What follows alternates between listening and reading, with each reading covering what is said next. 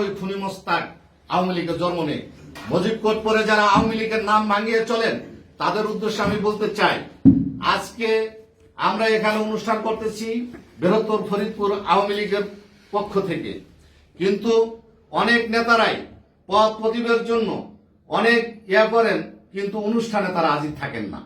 কিন্তু তারা মুখে বলেন যে আমরা কোনো পদ প্রদীপের দরকার নাই, আমি কোনো চেয়ারের লোভে রাজনীতি করি না, আমি এটা করি না ওটা করি না। কিন্তু তাদের ভিতরে দেখা যাচ্ছে যে তারা চেয়ার একটা পাইলে আরেকটা ওর সামনে নিতে চায়। আমি তাদের দৃষ্টিতে বলতে চাই, রাজনীতি করেন ভালো কথা, প্রতিযোগিতা করেন আমি স্বাগতম জানাই, কিন্তু প্রতিহিংসার রাজনীতি করবেন না।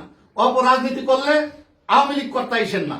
আওয়ামী লীগ করতে হইলে আওয়ামী লীগের নীতি এবং আদর্শ ধারণ করে আওয়ামী লীগ করবেন, তাহলে জননেত্রী শেখ হাসিনার হাতকে শক্তিশালী করা যাবে। যদি এরকম কোন মন মানসিকতা নিয়ে আওয়ামী লীগ করেন, আওয়ামী লীগের নাম ভাঙায়া যাতে আমার নেত্রীর ক্ষতি হয়, দলের ক্ষতি হয়, দেশের ক্ষতি হয়, কারণ জননেত্রী শেখ হাসিনা যদি ক্ষতিগ্রস্ত হয় তাহলে বাংলাদেশ ক্ষতিগ্রস্ত হবে। ভাইয়েরা আমার, আজকে বৃহত্তম ফরিদপুর আওয়ামী লীগের সভাপতি জনাব ইস্কান্দার আলী খানের ডাকে আমরা এখানে হাজির হয়েছি। এই প্রত্যেকটা আজকে বিগত 25 বছর যাবত আমি দেখি এই লোকটি, এই আমাদের সভাপতি, এমন কোন জায়গা নাই যে আওয়ামী লীগের গুণগান সেখানে সে গায় নাই। যেখানে আওয়ামী লীগের গুণগান হয় সেখানে সে দৌড়ায় যায়। যেখানে আওয়ামী লীগের শেখ হাসিনার গুণগান, এখানে আমার যাইতে হবে। কিন্তু আমাদের ভেতরে অনেকেরই দেখি যে আওয়ামী লীগ করি, কিন্তু আজকে জাতির জনক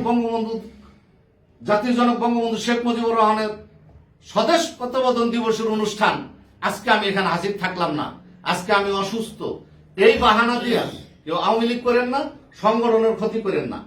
আর সর্বোপরি আজকে যেহেতু বক্তব্য দেওয়ার কিছুই নাই, জাতির জনক বঙ্গবন্ধু শেখ মুজিবুর রহমান একটা কথা বলছিলেন, যদি কেউ লিজ্জ কথা বলে, কারণ যেহেতু আমরা তার আদর্শ ধারণ করি, তাহলে প্রত্যেকটা মানুষের ভিতরে আমাদের এই জিনিসটা ধারণ করা উচিত।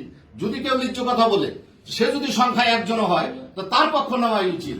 আমি মনে করি এটা আমাদের হাজার নেতা কর্মীর দরকার নাই, নেতার মতন নেতা একজন হলেই আনা।